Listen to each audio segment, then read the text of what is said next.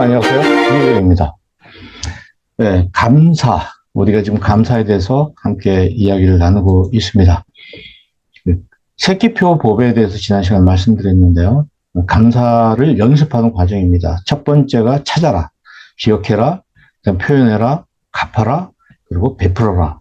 이렇게 간다면 우리 신앙이 많이 열매를 맺는 신앙으로 성숙한다. 이렇게 말씀드렸는데 그 첫 단계가 찾는 것이죠. 감사를 어떻게 찾을 것이냐, 이런 부분에 대해서 앞으로 몇 차례에 걸쳐 말씀을 드리겠습니다. 지금 하나님께 감사한 일이 뭐고, 다른 사람에게 고마운 일이 뭔지 이렇게 생각해 보시면 좋겠어요. 찾으셨나요? 찾기가 어려운 분들도 많이 계세요. 이것을 많이 찾아 쓸 수 있는 사람, 예를 들면 A4 용지에 오늘 받은 감사를 한번 적어봐라 했을 때 내가 받은 감사에 대해서 적을 수 있는 사람이 있고 적지 못한 사람, 100개 정도 쓸 수 있는 사람, 전혀 못 쓰는 사람이 있을 수 있겠죠. 많이 못 쓰신다면 공부하셔야 됩니다. 이 과정을 통해서 많은 것을 배우셔야 되겠죠. 많이 쓸 수 있는 사람, 많은 걸 찾아낼 수 있는 사람은 우리는 고수라고 그러고, 그렇지 못하는 간맹이라고 이야기를 합니다. 물론 고수 밑에는 중수, 하수가 있죠. 그래서 감사 하수가 있고요. 감사에도 중수가 있고 고수가 있습니다. 우리가 이제 앞으로 감사의 고수가 되어야 되겠죠. 감사의 고수가 되는 것이 신앙적으로 이제 성숙하는 거라고 우리가 생각해 볼 수가 있습니다. 우리가 어떻게 신앙적으로 성숙할 수 있는가에 대해서 참 고민을 많이 해야 되는데, 이렇게 내가 신앙적으로 성숙하는 걸 옛날에는 뭐 돌을 닦는다. 그렇게 이야기를 했지 않습니까? 예수님의 삶을 우리가 닮아가는 뭐 그런 것이 이제 돌을 닦는 과정인데, 요즘 우리 크리스천들은 돈은 닦지 않고, 돌을 닦지 않고, 돈을 많이 모을 수 있는, 그런데 추구하는 거, 그런 걸 많이 추구하는 것 같아요. 그래서 뭐, 기도하는 것도, 하나님 내놓으세요. 뭐 이런 것이고, 하다못해 감사하는 것도 내가 하나님 감사하니까 이거 주셔야 됩니다. 뭐 이런 주고받고 기브 앤 테이크로 가는 그런 경향이 있죠. 그래서 저는 여러분들이 이 감사라는 키워드를 통해서 우리의 신앙을 좀 성숙시켜보자. 특히 신앙생활 5년 하고 10년 했는데도 뭐 크게 변한 거 없다. 이런 분들은 한번 이런 부분에 대해서 고민하시면 어떨까 해서 이 운동을 지금 전개하고 있습니다. 자, 감사 하수는요, 항상 내 만족이 기준이에요. 로또 번권이 당첨돼야지 이제 고마워하죠, 이 사람은. 고마워하지도 않아요. 운이 좋았다. 이제 땡 잡았다. 대박이다. 이렇게 이야기를 하죠. 고맙다는 말을 쓰지 않습니다. 자기를 채권자로 여깁니다. 나는 늘 받아야 될 사람이다. 하나님이나 자기가 뭐 믿지 않는 어떤 절대적인 존재로부터 은혜를 받는 것은 당연한 거다. 나는 당연히 받아야 될 사람이다. 그런데 좀처럼 고맙다는 말을 쓰지 않는 것이죠. 뭐 이렇다면 뭐 감사 하수라고 볼 수 있습니다. 중수는 뭐냐면 내 뜻이 먼저고 하나님의 뜻이 내 뜻에 이렇게 일치했을 때, 나를 중심에 놓고 봤을 때 그런 일에 대해서 이렇게 해주시니까 감사합니다. 그러므로 감사합니다. 이렇게 하겠죠. 굉장히 긍정의 힘을 믿고 내가 고마운 일을 많이 하면 내가 감사하고 베풀고 배를 많이 하게 되면 하나님께서 그만큼 나한테 복을 주실 것이라는 조건부.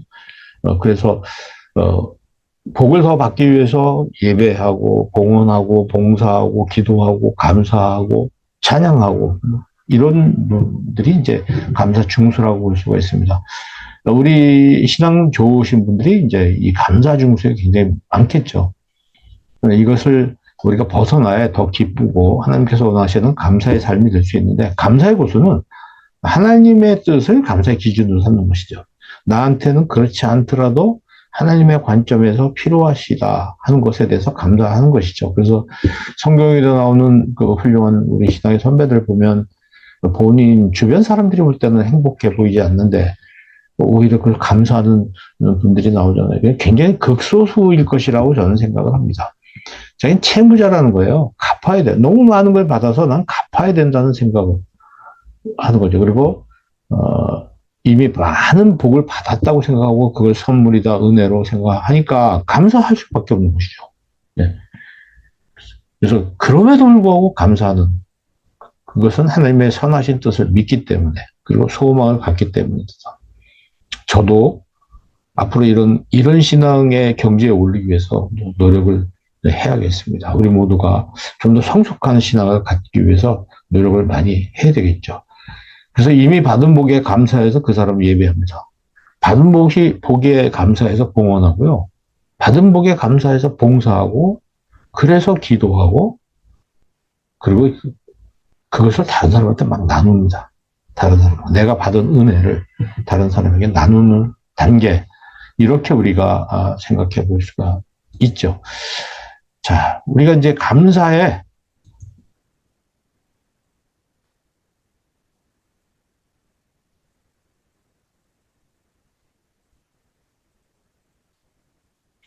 네, 그래서 우리는 송명희 시인,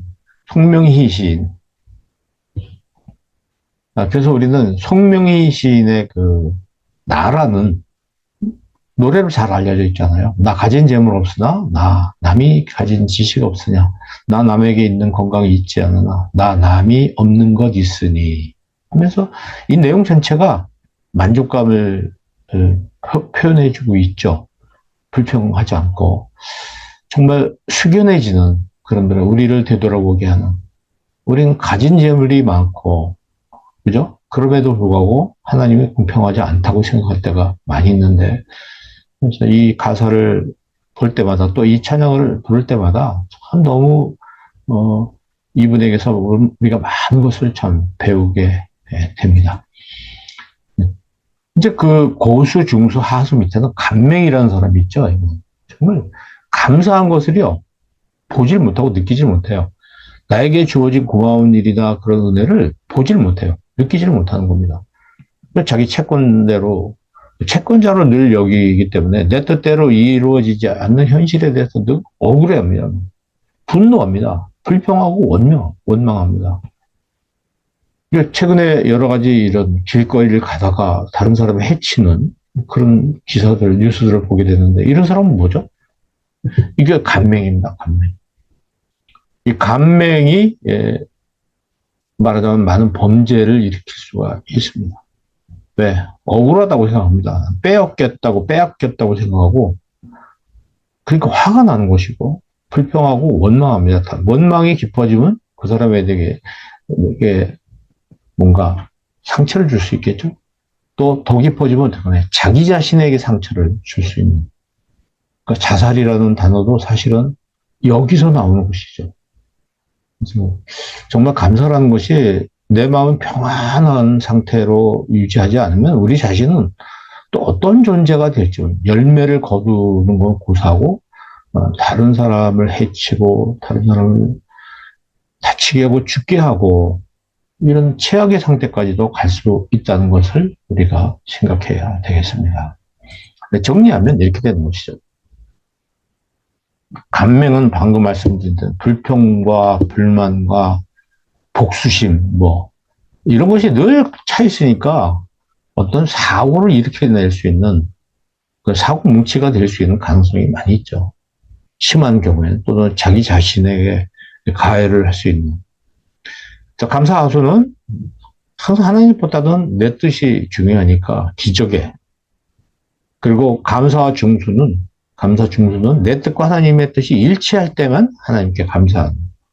감사의 고수는 그럼에도 불구하고 채무자로서 나는 이미 하나님께 많은 것을 갚아야 될 사람이라는 생각을 하고 있기 때문에 무조건 감사할 수밖에 없습니다.